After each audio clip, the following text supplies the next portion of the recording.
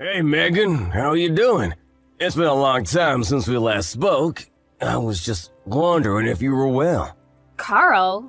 Yeah, it really has been a long time. I'm fine. I'm doing much better without you. So, what do you want?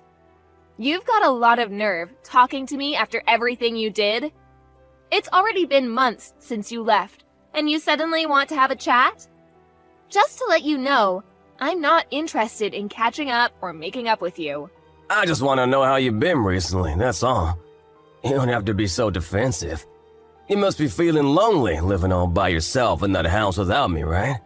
You can't have completely forgotten about me already. Lonely? That's a great joke. I stopped feeling lonely 3 seconds after you walked out the door. Honestly, I felt more angry and sad. But it's already been months. I'm not sad about you anymore. I'm disappointed and still angry enough to not want to have anything to do with you, but otherwise, I'm doing really well. I'm grateful to our lawyers that our divorce went so smoothly and that it was all over so quickly. Thanks to that, I didn't have to meet you in court as often as I expected. Alright, I'm kinda shocked. I thought that you would still feel something for me. I mean, it's only been 6 months, you know? You can't have gotten over me that quickly, can you? I kinda feel like we've really grown apart. I feel like there's a massive distance between us now. We used to be husband and wife, and we were in love. And we lived together, ate dinner together. But look at us now. We're so far apart. Huh? What's your point, Carl? I told you that I'm not interested in talking to you. That includes getting nostalgic about how things used to be. And what do you expect? I don't know where you're living right now, but of course we're far apart, physically and emotionally. We're divorced, and we're never going to see each other ever again. We're complete strangers now. You're no different to any stranger I pass on the street. The difference between you and a stranger is that I would rather have a conversation with any random person rather than speak with you. Megan, don't be so cold. You don't have to be so harsh towards me. I used to be your husband. The key words are used to be. That was until you won the lottery and suddenly started acting like you were better than me. Yeah, it was a lot of money, but I don't understand how you could have changed so much in just a matter of hours. You threw me away on the day you won that lottery, and you're telling me that I'm being cold? I don't have anything to say, and I have no intention of being kind to an idiot like you. Trust me, I feel really bad for what I did. I know I've been an idiot. That's why I messaged you today. I did something terrible, but I wish you could just talk to me. I'm really sorry. I hurt your feelings. I thought about what I did since then, and I've reflected on my actions. I regret ever doing something so stupid and impulsive. I should have been more rational when we were talking about the winnings, and shouldn't have reacted like that. No, I should have listened to what you said more carefully. You were being so reasonable about what to do with the money, and I wrecked our marriage because I was so selfish. I regret all of that and more.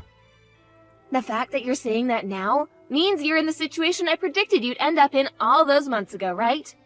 I hate to rub it in, but I told you so. I can't believe it took you so long to realize how wrong you were.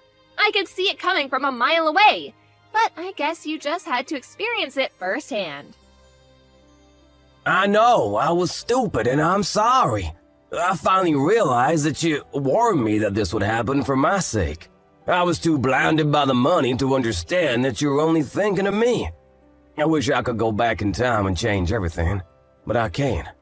I was so stupid and I regret it all. Yeah, you were so stupid. And horrible, too. I get that winning $3 million was a big deal. It's a lot of money, and it's not every day that such a large amount of money comes into hand. I think anyone would panic and get big ideas about how they want to spend their newfound fortune. I was pretty shocked too, and I won't lie, I thought about all the amazing things we could buy too. But the way you reacted was abnormal. Once you knew you had the winning ticket, nothing else mattered to you. You only cared about yourself and the money. I wasn't thinking straight. It was like I was in a dream state. I couldn't help myself. All I suggested was that we should be sensible with how we spend the money and save as much of it as possible for our future together. And keep some money aside in case we had children. I wasn't planning on taking anything from you, and I made no mention of spending it all by myself. But you started raving. Shouting at me that it was your money and that I wasn't allowed to touch a single cent. That it was for you to use the way you wanted to spend it. I never intended to take anything from you, but that's what you assumed. And suddenly, poof, like magic, you were gone, along with the money. You didn't even answer my messages until you sent me the divorce papers. And even then, you only replied that you would give me alimony if I signed the papers. We had been together for 3 years, but all that went down the drain when you got that money and turned into a completely different man. For weeks, I wondered what those 3 years were, if they meant nothing to you.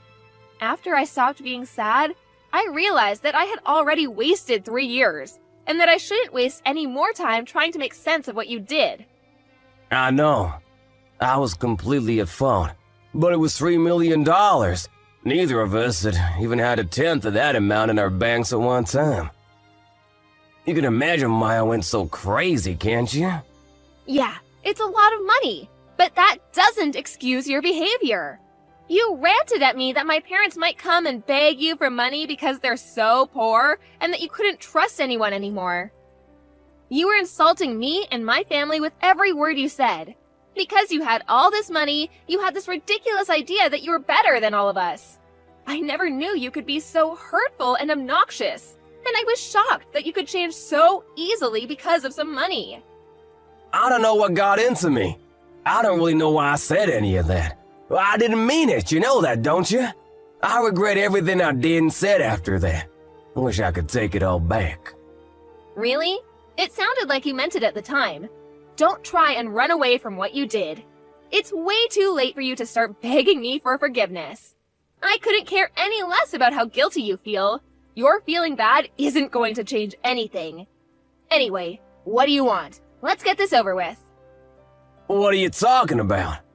There's a reason why you messaged me today, isn't there?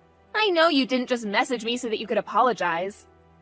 No, I really was worried about you. I wanted to show you that it changed and felt bad about what I did.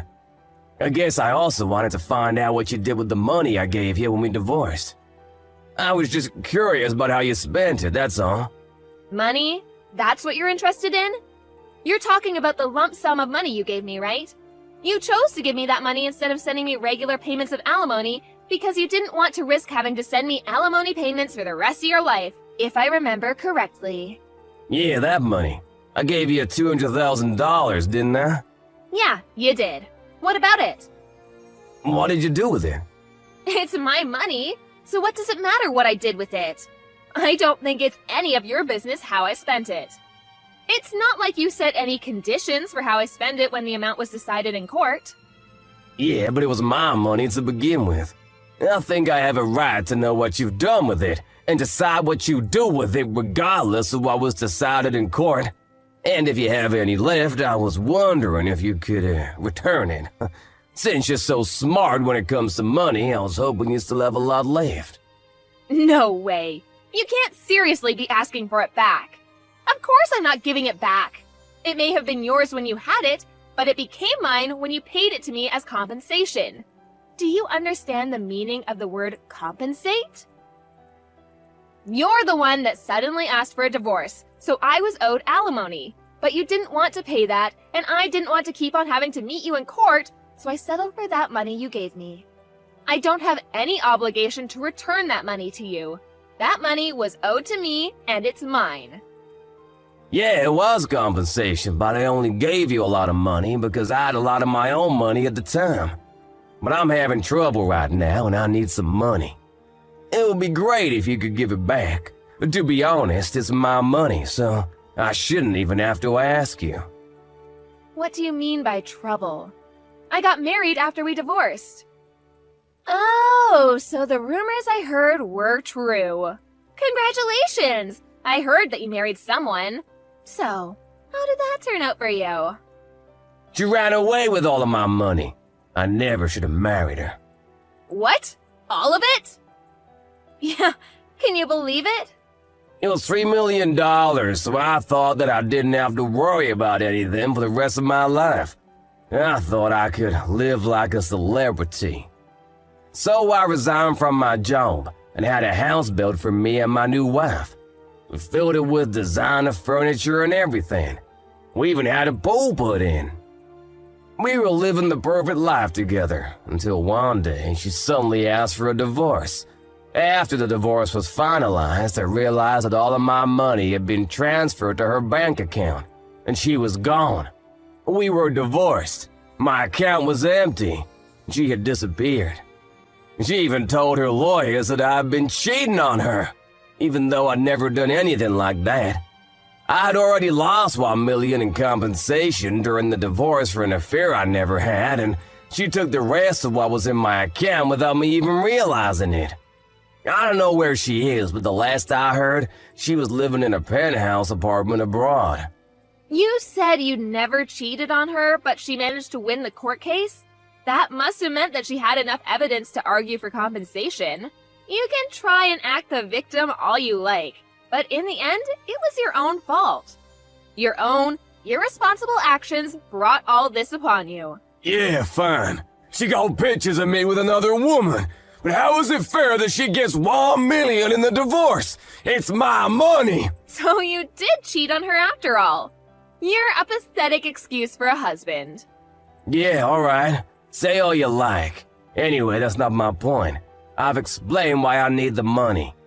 Can you give me back the money I gave you? I need it right now. My ex-wife got the house in the divorce too, so I don't have anywhere to live. She's not even using it. She's abroad. But the woman put it out for sale. I was kicked out of my own house so that she could sell it and take more money from me. Megan, you're still living at the same place we lived in when we were married, right? Can we live together again? Excuse me? Are you asking if you can move in with me? Let's just forget about everything that happened in the past and live together. I want us to start over. I'll be a better husband this time. Even if we don't have the $3 million, I know that we can be happy together. I still love you. We can work through this together. I swear I'll make you happy this time. No way. You must be out of your mind. It's disgusting how you think you can slither your way back into my life again. We're over, and we're never getting back together. Ever. The divorce was finalized, and I'm free of you. I don't have anything else to say to you. Plus, I've already moved out of that house and sold it. I'm living somewhere else. What? You moved out? Where are you living now? Are you still close by? I'm not giving you the details of where, but I'll tell you a bit about it. Thanks to the compensation I got from you, I was able to buy some pretty reasonable shares. I had to be patient, but it went really well. I managed to earn a profit from it. You bought shares? I never knew that you knew how to do that kind of stuff. Why didn't you tell me when I had the $3 million? We could have made an even bigger fortune. Don't be stupid, Carl. It was beginner's luck. And of course, I didn't put the entire $200,000 you gave me into buying shares. I invested a reasonable amount and got lucky. Once I made a decent profit, I backed out and put all the money I made into a savings account. Right now, I'm working full-time and using the money I've saved up to live a little more luxuriously. I buy organic and I spend money on the things I love and enjoy. But I still have money saved for a rainy day. Thanks to that, I was able to get a penthouse apartment in a really lovely area. It's not filled with designer furniture, so it might not be as fancy as the place you had, but it's home. I realized early on that it was dangerous to impulse buy when you have so much money at your fingertips, so I try and only buy what I need or really want. I'm doing really well at work too, so everything's going perfectly. Smooth sailing. I was being serious when I said I was doing better without you. Honestly, I'm grateful that you won that lottery, and I'm glad you told me you wanted a divorce when you did. If you hadn't, I would have been stuck with you. You living in a penthouse apartment too? You're kidding. I never imagined that you would end up being so successful. It's only been 6 months since we divorced. But that's my money you're standing on. You and my other exes, you're both living in luxury thanks to me. It's money we were owed. I don't know what to say about that money she took from your account, except maybe that it was just karma coming around to bite you in the ass. By the way, how much money do you have saved right now? About $200? You can't be serious. You're turning 36 this year, aren't you? You don't have a place to live, you're unemployed, and you only have $200 saved? I would sympathize, but I know that it's all your own fault. What are you planning to do from now on? I was just kicked out of my own house last week. I haven't been able to find a job yet. I thought that I could sell the house, but my other ex got it in the divorce. So I don't have anything worth selling. I already failed one job interview, and I didn't know what else to do, so I decided to message you, hoping that you could help me. What about your parents? Why don't you ask them to let you stay with them while you find a place of your own? And a job. Some idiots in my parents' neighborhood found out that I won $3 million and started harassing my parents. Most of it was really childish, you know, throwing toilet paper around, but they were getting death threats in the mail and stuff too. Some magazines were asking for interviews non-stop. My parents ended up moving away and they cut ties with me. I need your help, Megan. I don't have anyone else. You're the idiot, Carl. That's the main reason why I warned you about bragging about your win to everyone. Just because you won $3 million doesn't make you better than everyone else. I told you that you shouldn't get carried away, didn't I? But you didn't listen, and you lost a lot of friends and made a lot of enemies in the process. I know, I regret a lot of what I did. I regret not listening to you the most, because none of this would have happened if I just did as you said. That's why I want to get back together again. I need you to keep me in check. Sorry, Carl, but I'm not interested in being your babysitter. We're never getting back together. There's not even a 1% chance of it happening. Why not? I'm not asking you to be my babysitter. I want us to be husband and wife again. We didn't get divorced because we stopped loving each other. You still love me, don't you? We can get back together again. You must be joking. You're the only one that thinks we still have a chance. I don't know whether you do actually still have any feelings for me, or if you're just saying all this because you want money. But either way, it doesn't change how I feel about you. The second you said you wanted a divorce, I hated you from the bottom of my heart. You chose your money over me. You made that really clear during the divorce. Now, I'm indifferent. I couldn't care less about what happens to you. Don't say that. That hurts more than being told you hate me. Please, I'm begging you for help. Could you at least have some pity for me? I need your help. We used to be married, remember? We spent 3 years living in the same house. We can forget about everything and start new together. No thanks. You're the one that asked for a divorce despite the 3 years we spent together. So don't bring it up as a reason to get back together. Then could you at least lend me some money? That's all I asked for. You said you've got money saved up. You can spare some, can't you? You made that money because of the money I gave you. You owe me. Come on. I don't even have a place to live. I'm begging you, Megan. Help me out. I don't have anyone else to turn to. I don't have any obligation to help you. You won $3 million and you told me that you didn't trust me with your money, saying that I might waste it all on shopping sprees. Only God knows where you got the idea that I would do that. You said you wanted to spend it how you liked and demanded I sign the divorce papers. And you left, taking all your money with you. Well, I'm telling you now that I'm free to spend the money I have however I like, including the money I got as compensation. I don't have a single cent to give you. Then what am I supposed to do? The reason why you have so much money right now is because of the money I gave you. Don't you feel any gratitude towards me? You could at least give something back as thanks. It's not fair that you're living in a penthouse apartment and have money saved, and still have a job. I don't have anything. How can I accept that? Why should I care whether you accept it or not? You were living in a house filled with designer items and lived the celebrity life for a few months, didn't you? I hear that your new wife was quite beautiful, too. You didn't have to work and spent your days relaxing, sleeping, and eating, I guess. Do you remember what you told me when you left me? You said that you were rich and that you deserved better than a boring old woman like me, even though we're the same age. Even though you would be just as boring without that money. You said that you were going to find someone younger and prettier, someone that would suit your newfound fortune.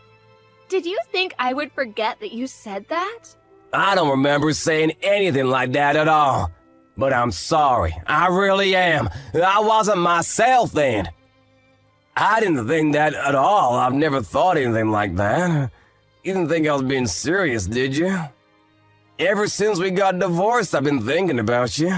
I just want to get back together. I realized after spending a few months living with my other wife that the only one for me was you. I need you, Megan. Really? You need me? Thanks. I'm so flattered. Is that all you have to say? I'm begging you here. Just listen to what I have to say, please. Can't you be a little interested just for a minute? I just need $1,000, that's all. I won't ask for any more than that.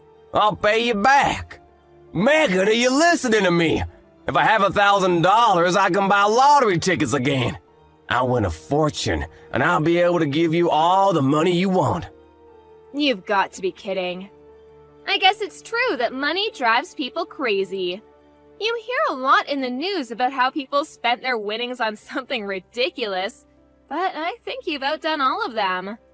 I've never heard of anyone that had to beg their ex for money to bet their chances on a second win. If you think that's the way out of your problems, then there's no helping you. What do you mean there's no helping me? You can help me. I just need money. We can fix everything if we get back together and help each other through this. I want to start over with you. I love you.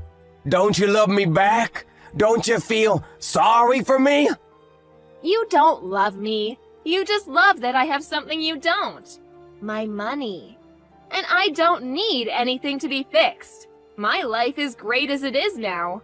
It's not perfect yet, but you're not the one that will make it perfect. You need to learn to fix your behavior and fix your problems yourself. Don't bother me anymore. I do love you. I only have you. Give me back my money. It's not yours. I made this money because of the decisions I made. You lost yours because of the decisions you didn't think through. Don't ever message or call me ever again. You asshole. Let me give you the same parting gift you gave me. I deserve better than a boring old man like you. I'm going to find someone that loves me and live happily ever after without you. I'll be blocking your number, so don't try and contact me. Goodbye!